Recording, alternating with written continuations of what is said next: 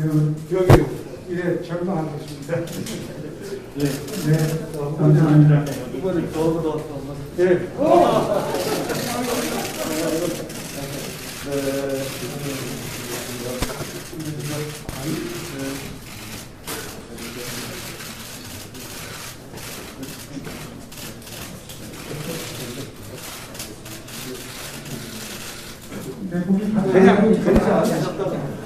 나 복잡하게 하지 마. 네, 먼저 인사드리겠습니다. 오늘 홍준표 국회의원님 강원도 방문 강원 인사 및 기자 간담회 진행을 맡은 김도윤 사무부처장입니다. 안녕하십니까? 네, 그럼 지금부터 곧바로 우리 홍준표 국회의원님이 강원도 방문 강원 인사 및 기자 간담회를 시작하겠습니다. 큰 박수로 함께해 주시기 바랍니다. 먼저 국민들과 있겠습니다. 전면의 국기를 향해 주시기 바랍니다. 이쪽에 있습니다. 국기에 대하여 경례.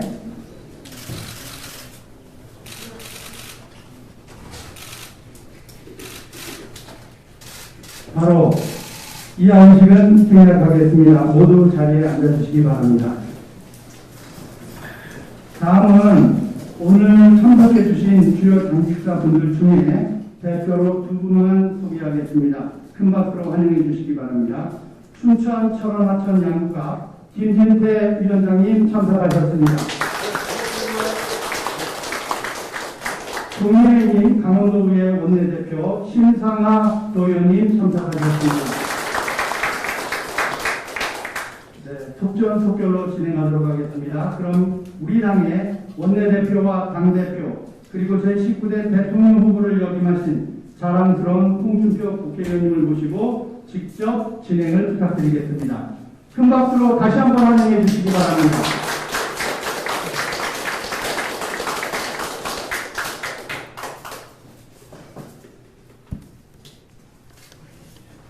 아침에 집에서 나와서 정동길을 들러서 이쪽으로 왔습니다. 강원도 전체를 한 바퀴 돌았다 그런 느낌이 들 정도로 길이 좀 멀었습니다. 정동길로 간 것은 93년도 제가 수사했던 사건들을 모아가지고 모래시계 드라마를 만들었고 또 정동진이 모래시계 드라마의 촬영 장소였기 때문에 그쪽을 한번 가봤습니다. 다시 이 땅의 정의가 강물처럼 흐르는 그런 대한민국을 한번 만들어 보고자 대통령 선거에 출마했기 때문에 그 장소에 간 것은 저로서는 상당히 의미가 있었다 그런 생각을 했습니다. 오늘 강원도에 와서 제가 이제 강원도의 당원동지 여러분과 강원도민들에게 드리는 말씀들은 사실 공약이라는 게 그렇습니다. 우선 지킬 수 있어야 된다. 그리고 두 번째, 도지사분이 해야 할 공약, 국회의원님들이 하는 공약, 그리고 시의원, 그리고 군의원님들이 하는 공약과는 대통령이 하는 공약은 저는 달라야 한다고 생각합니다. 그래서 각 지역 돌아다니면서 약속을 말씀드리는데 그것을 여러 가지를 말씀드리지 않고 그 지역에 제가 대통령이 됐을 때 지역 전체를 업그레이드 시키고 발전시킬 수 있는 국가적 사업이 뭐냐 그걸 주로 저는 말씀드리고 다닙니다. 근데 강원도 같은 경우에는 청정지역이고 무작정 개발해서도 안 되는 그런 지역입니다. 그리고 전 국민이 찾는 힐링의 고장이고,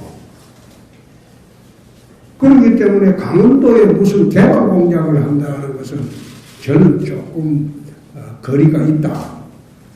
그래서 강원도 전체를 보면 저는 오늘 이런 말씀을 우선 드리려고 하는 것이, 곧 북극항로가 열립니다. 북극을 통해서 유럽을 가는 시대가 10년 내에 오게 됩니다. 그때를 대비해서 강원도에서 가장 물류 항구로 가장 큰 곳이 김영 동해시죠. 네. 동해시죠. 박정희 대통령이 살아계실 때 사실 동해시를 강원도 물류 거점, 그리고 강원도를 통해서 크루즈 여행을 할 수 있는 러시아라든지 일본까지 그런 기점으로 삼는 것이 옳지 않느냐.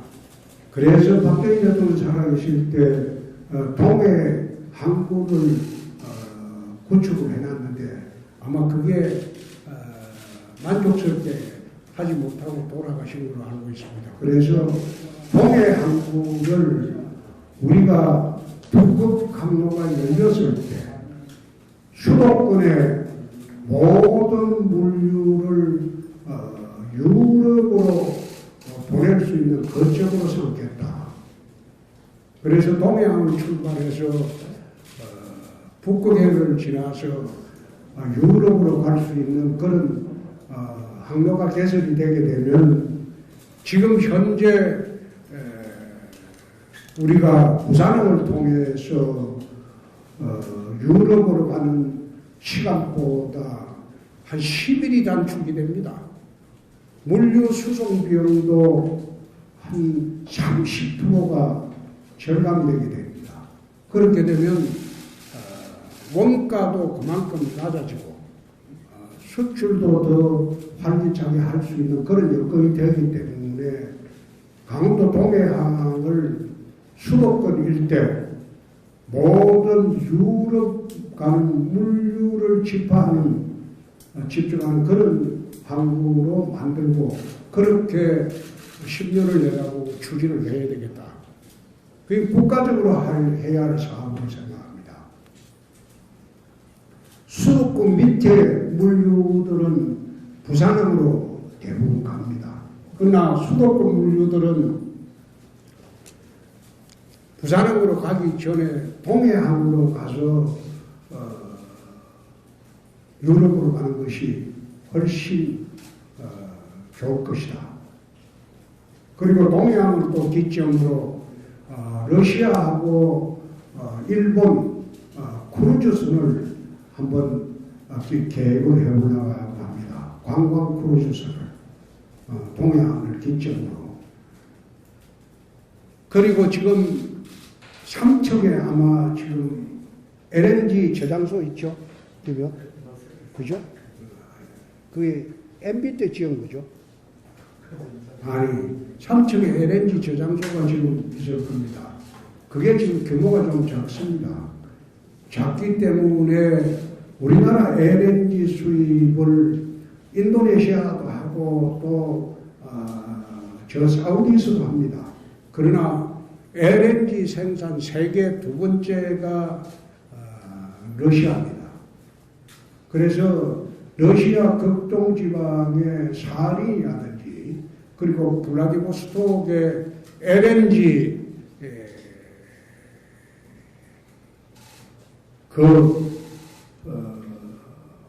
물량을 우리가 러시아와 직접 교섭을 해서 동해항으로 싣고 가서 삼척에 저장을 하고 대한민국 수도권에 다 공급하는 그런 국가적 사업도 필요하겠다. 그 사이에 문재인 정부까지도 LNG 수입 문제를 여러 갈래로 이야기를 하고 또 이명박 대통령 당시에는 북한을 통해서 가스관 통로를 만들겠다 이렇게 했는데 북한에서 거절을 해버렸거든요. 왜 그러냐면 북한을 개방을 해야 되는 문제가 있어가지고 북한이 거절을 해버렸어요. 그리고 문재인 정부 와서도 그렇게 한번 추진을 하려고 했는데 그게 북한의 비협조로 되기가 어렵습니다. 그래서 문재인 정부에서도 그게 이제 추진을 하기 어렵게 돼버려가지고 여태 침체되어 있었는데 제가 대통령이 되면 푸틴하고 직접談판을 해서 북한을 경고하지 않고 선박으로 러시아 LNG를 동해안으로 와서 삼척 저장소에 하고 그것을 수도권 1월에 전부 공급하는 그런 절차로 동해안을 만들겠다. 그 말씀을 드립니다. 그런 세 가지 이야기였죠. 동해안을 통해서 북극항로 개척한다.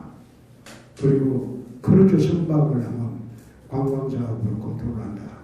그리고 세 번째는 블라디보스톡에 LNG를 직접 우리가 수입을 해서 동해안을 통해서 수도권에 하는 게 어렵겠다.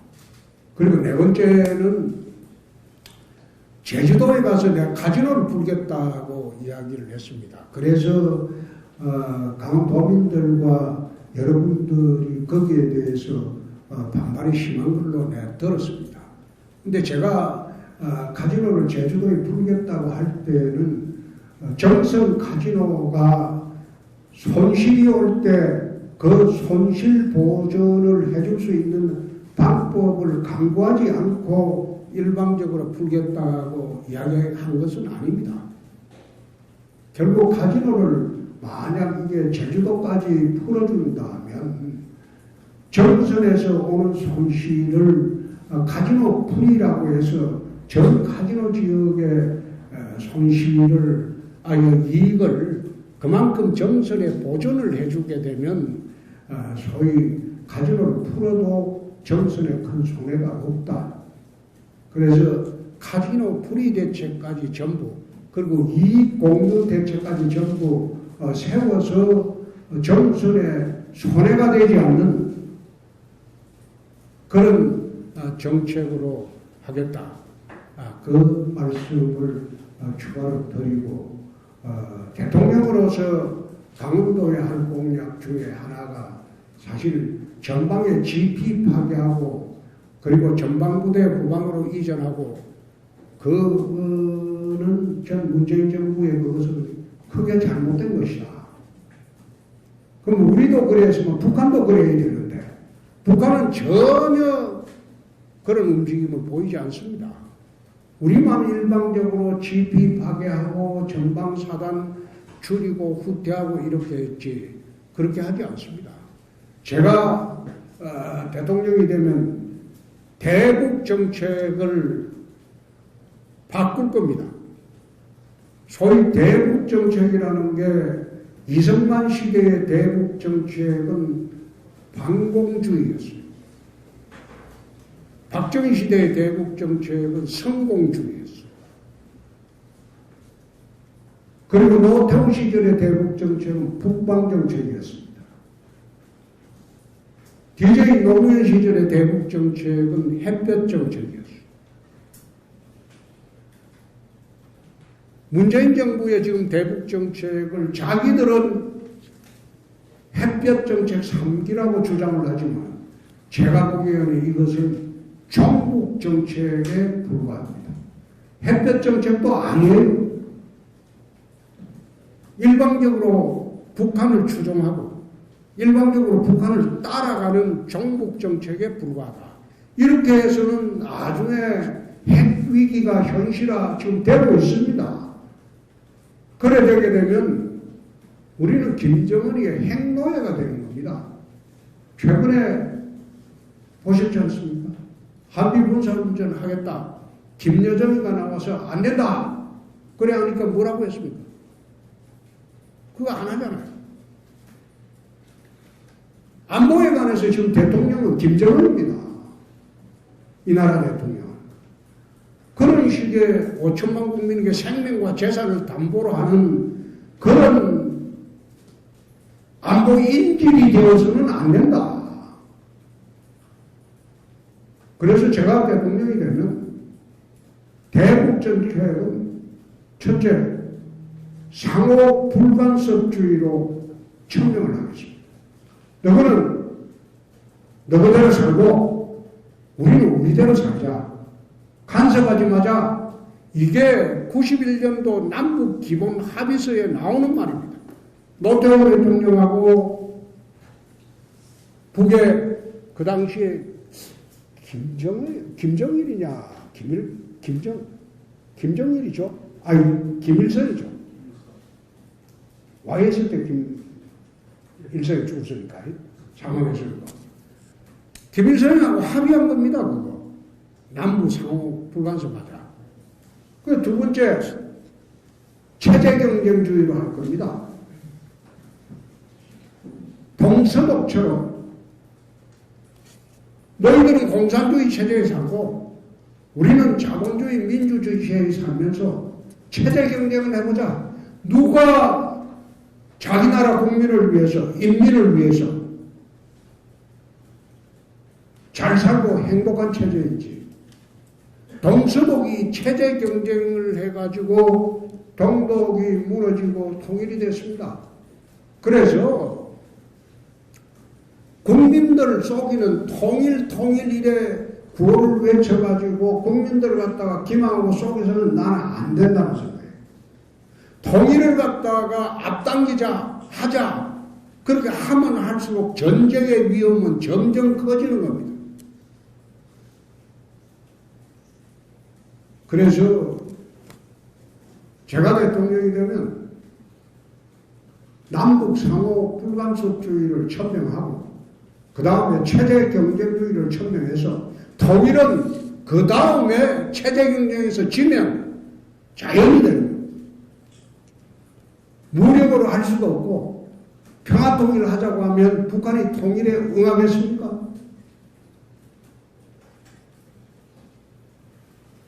그래서 대북 정책을 그 두 가지로 바꿀 겁니다. 바꾸고 저는 기본적으로 평화는 군사적 균형이 이루어졌을 때 평화가 온다.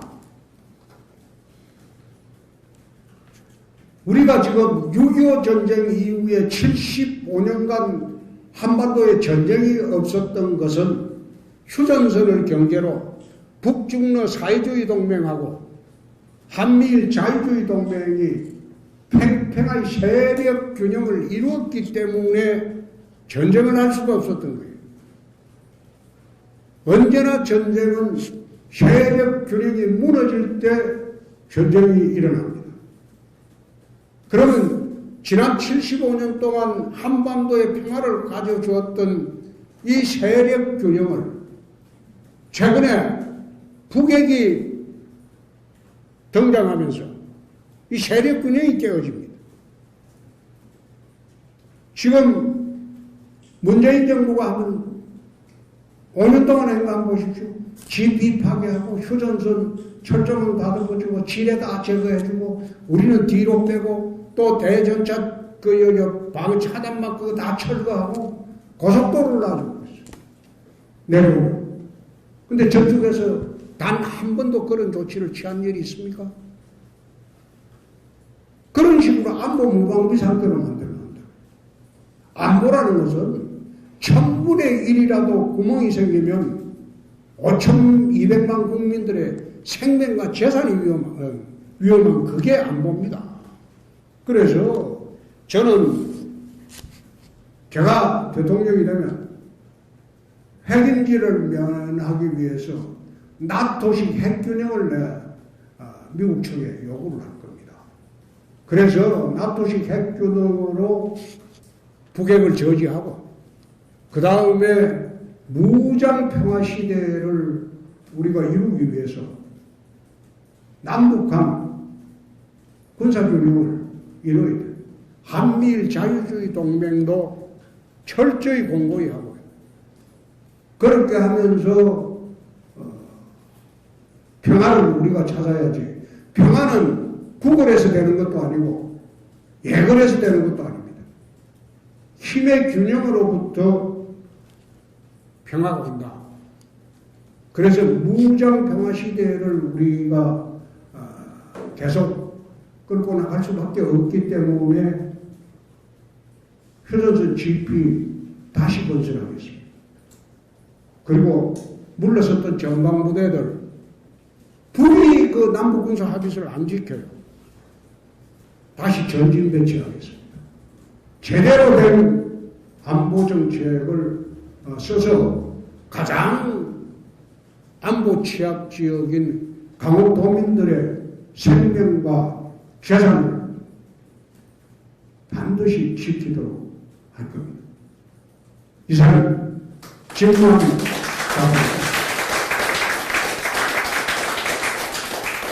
기자 여러분들 질문해 주시면 제가 말씀드리겠습니다.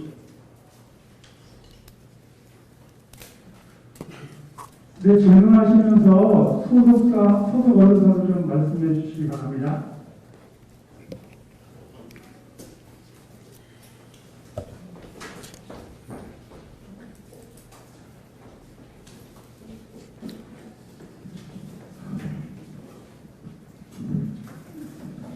안녕하세요. 강원일보 미안해 기자입니다. 오늘 후보님 만나뵙게 되서 반갑습니다.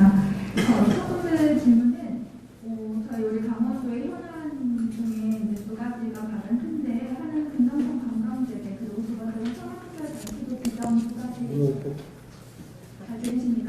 예. 그 강원도 금강산 관광 예. 또 평화특별 자치도 지정 이 두 가지 문제에 대해서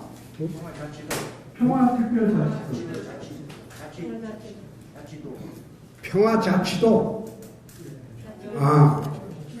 이 두 가지의 현안은 우리 강원도의 현안이기도 하고 그리고 이제 많은 대선 주자들이 오셔서 이 부분에 대해서도 많이 언급을 하셨습니다. 오늘 오전에는 이재명 지사가 이 부분을 공약으로 발표하면서 좀 관심이 더 많이 커지고 있는데요. 이 두 가지 현안에 대해서 후보님께서 어떤 입장을 갖고 계신지 궁금합니다. 평화자치도 문제는 민주당이 주장하는 거라서 내가 별로 답할 가치가 없습니다.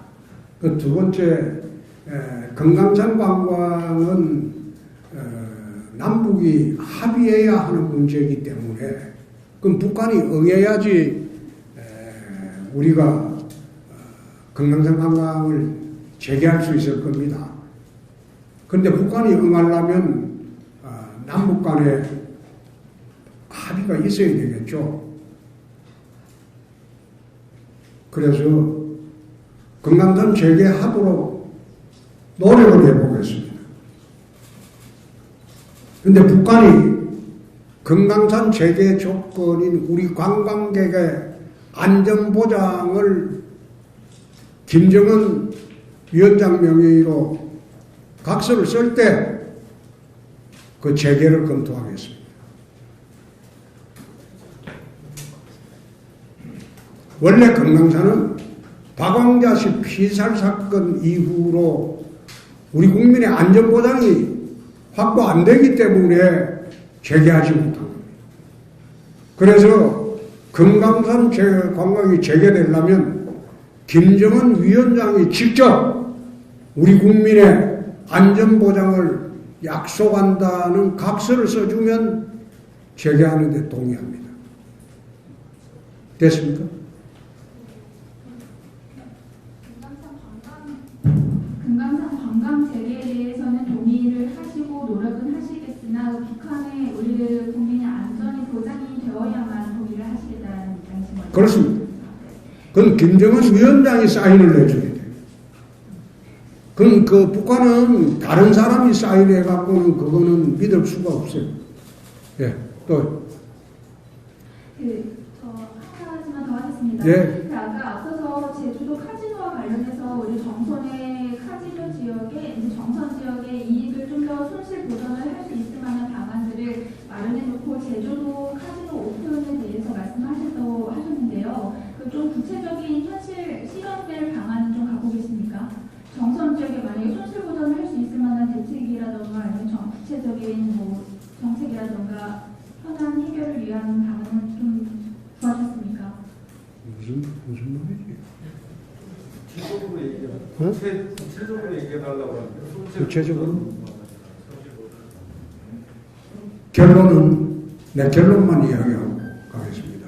정선이 손해가 되지 않는 방향으로 정리를 하겠습니다.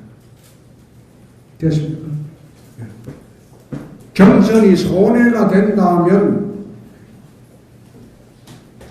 그거는 추진하기가 어렵죠. 2045년도까지 지금 연장이 되어 있는데 정선이 그것을 동의를 할 정도의 손해보전 조치가 되지 않는다면 풀기가 어렵겠죠.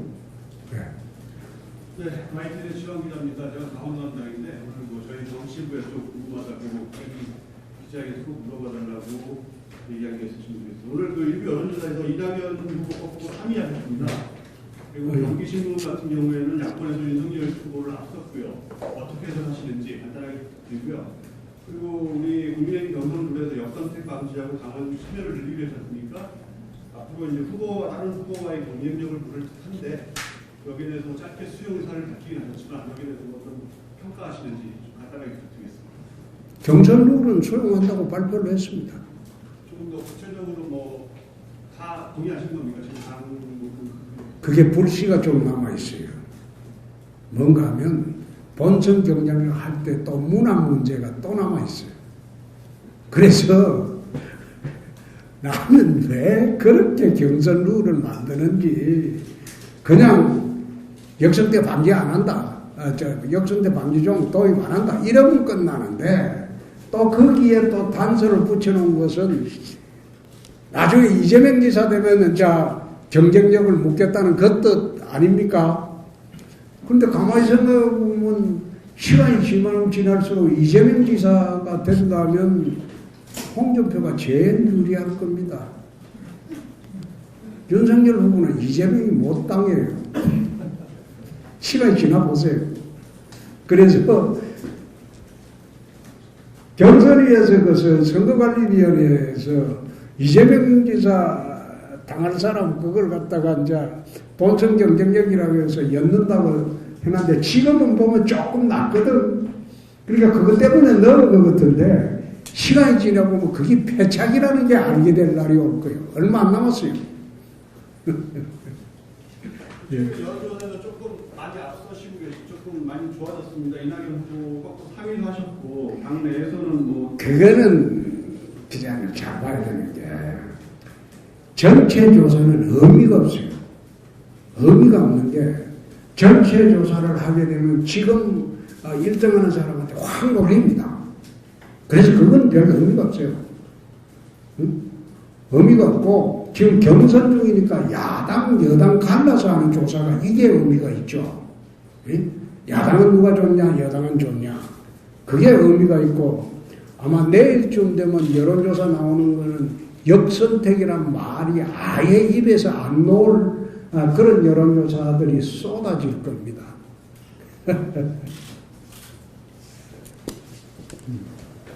예.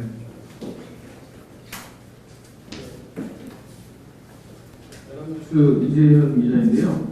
그 윤석열 전 총장 관련 질문인데요. 고발 사주 사건과 관련해서 뜨거운 논란들이 많이 나오는데요. 홍 의원님께서 어제 SNS에는 대국민 사과라는 표현을 써서 SNS에 강국 노선을 보이셨는데 오늘 강릉에서는 좀 언급을 좀 자제하셨어요. 같은 입장이신지 어떠한 입장이신지 좀 밝혀주시면 감사하겠습니다. 오늘 오면서 차 속에서 페이스북에 쓴 게 있습니다. 그게 딱 제 입장입니다. 예, 그 내용도 제가 보긴 봤는데요. 예. 말씀으로 듣지 못해가지고. 에이. 한 말 또 하고 한 말 또 하고. 그러니까 그 페이스북 쓴 거로 정리해 주십시오. 그게 참 저도 참 당혹스러운 게 처음에 윤희숙 의원이 문제될 때 내가 밖에 나와서 윤희숙 의원에 대해서 기자들 질문에 한마디도 안 했습니다. 나는 그 사건 터지자마자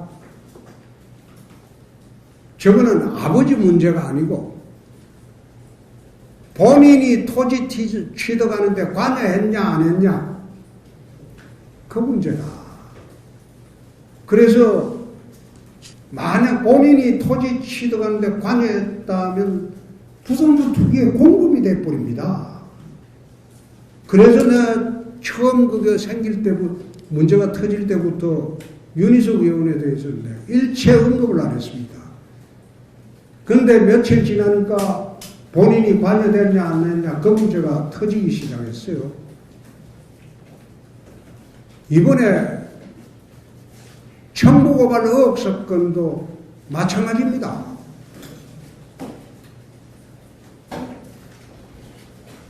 그것도 지금 흘러가는 방향이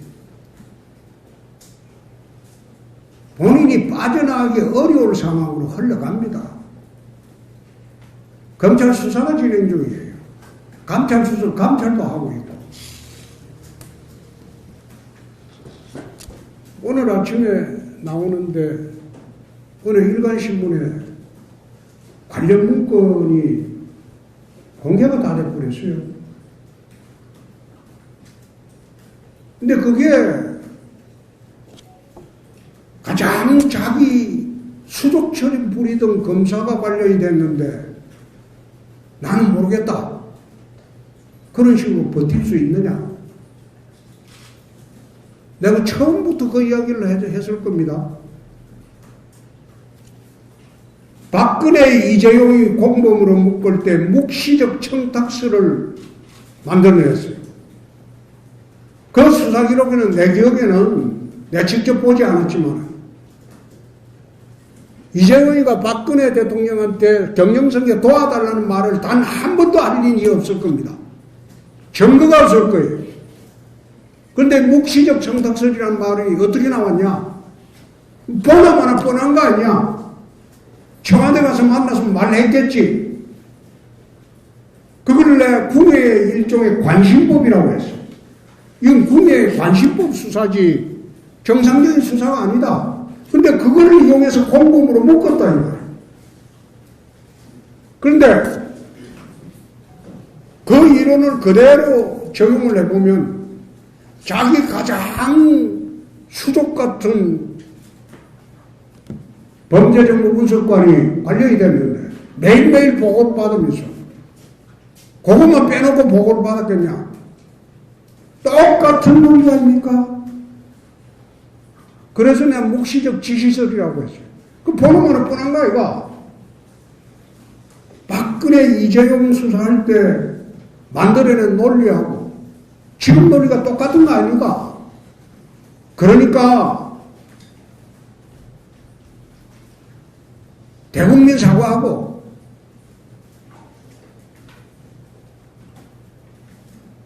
추미애가 워낙 나를 부당하게 찍어내려고 하니 부득이하게 그럴 수밖에 없었다. 이런 식으로 처음에 딱 대국민 호소를 했으면 국민들이 이해가 갔을 것이다. 야, 그때 추미애가 얼마나 부당하게 총장을 찍어내려고 했냐. 그러니까 얼마나 답답했으면 저렇게라도 했겠냐. 이 말이라도 나올 수 있는데 그걸 정면으로 부정하고 공작 정치다 뭐 이런 식으로 국회의원들까지 줄줄이 나서서 검사 출신들까지 나와서 그래서 하니까 내가 쳐다보면서 저 나중에 진실이 밝혀지면 어떻게 감당하려고 저렇게 하냐. 네거티브 대책을 잘 못하고 있다. 한국 정치판에서 네거티브 대책을 저만큼 해본 사람이 없습니다. 네거티브가 터지면 어떻게 대처하느냐? 그거는 판검사들이 모여서 변호사들이 모여서 대처하는 게 아닙니다. 정치권에서 네거티브가 터지면 그거는 정치적으로 대처하는 겁니다. 판검사가 법률적으로 대처해서 네거티브에서 극복하는 경우가 단 한 번도 없었습니다. 그래서 내가 딱 해서 지난번에 한번 그런 이야기 했죠. 그렇게 대처하는 것이 아니다. 차라리 탁 털어놓고 추미애가 워낙 나를 이래 핍박을 하니 그 당시에 얼마나 불가피했겠냐. 내 수독도 다 잘라버리고 그렇게 인사도 하고 나를 고립시키고 그러니 불가피했다. 그런 식으로 접근을 했으면 오히려 국민적 이해가 더 빨랐을 거 아닌가. 근데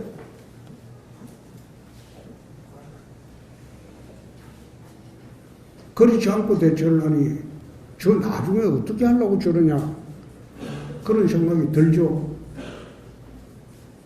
그 참 TV하고 안 하려고 하는데 자꾸 그것만 물어봐서 자 이제 없죠? 없죠? 오늘 그 윤석열 후보가 대표 이준석 대표 만났는데 혹시 후보님도 계획 있으신가요? 네? 오늘 윤석열 후보가 이준석 대표 만났거든요. 좀 전에 혹시 후보님도 이때 면담 계획 있으십니까? 나는 하지 않습니다. 아니 그거는 본인이 아마 당이 대처해달라 막 그런 식으로 하는 모양인데 그거는 잘못된 생각이 후보가 됐을 때는 당이 대처합니다. 그렇죠? 그런데 후보가 되지 않고 12명의 경선 중에서 원하고 대민 사람이 지금 자기 신상 문제를 어떻게 당이 대처해달라고 요구를 합니까? 그거는 엄격히 말하면 공정경선에도 반하죠.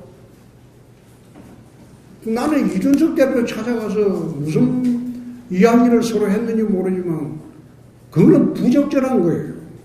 자기가 대처해야지. 그건 당이 나서달라 그거는 난센서지. 나중에 자기가 후보가 되면 그때는 당이 나서서 대처합니다. 후보가 되기 전까지 자기가 대처해서 돌파를 해야죠. 당이 특정 후보한테만 감싸고 이번에 성관이처럼 그래 하면 다른 후보들이 가만히 있겠습니까? 그럼 불공정 경선이지. 예. 아까 안 하셨던가? 네, 안녕하세요. 도민일보의 최우영 기자라고 하는데요. 마지막으로 간략하게 질문드리겠습니다. 오늘 이재명 지사가 강원도 아까 오셨다고 하는데 그래서 이제 도당에서 논평을 하고 있어요. 네, 이미 진행하고 있는 강원도 발전 전략이고 재탕 상탕하는 것밖에 안 된다. 이렇게 논평을 냈는데 이제 후보님이 생각하시기에 아까 동해안 발전 전략 이외에 다른 강원 지역들이 여러 군데가 있잖아요. 그런 부분에 있는 발전 전략 그리고 문재인 정부가 이제 논평에서 이렇게 말했어요. 문재인 정부가 실패한 자아성찰을 해야 된다라고 했는데 문재인 정부가 실패라고 한다면 혹시 어떤 요인이 패착 원인이었을까 후보님은 생각해 보셨는지 여쭙고 싶습니다. 생각해 본 바 없습니다. 간략하게 말씀해주세요. 그거는 그렇게 말씀하신 분한테 가서 물어보시고 그리고 추가로 강원도 발전 전략은 기자분들이 저희 사무실로 보내주면 다시 한번 검토를 하겠습니다. 대통령이 공약은 대통령으로서 하는 것이 맞다는 게 저는 그 생각입니다. 도지사가 하는 공약 그거는 도지사가 하고 그 공약의 타당성을 대통령이 보고 이걸 밀어주겠다 생각하면 밀어주고 이거는 타당성 없다고 생각하면 밀어줄 수가 없고 그런 게 제대로 된 대책이 아닌가. 전 그런 생각으로 전국을 다니면서도 그 지역 발전 상황에 대해서 큰 그림만 그리지 세부적인 그림은 그것은 실무자들이 할 일입니다. 예. 자, 이제 없죠? 기자분들. 네, 질문이 없으시면 예. 네, 이제 이상으로 끝내도록 하겠습니다. 우리 당원 동지들 혹시 뭐 질문만 받겠습니다. 질문은 우리끼리는 하지 마십시다. 우리끼리 하지 마십시다. 자, 기자분들 이제 추가 없죠? 예. 네, 이상 고맙습니다. 네, 예. 다시 한번 대통령 지역에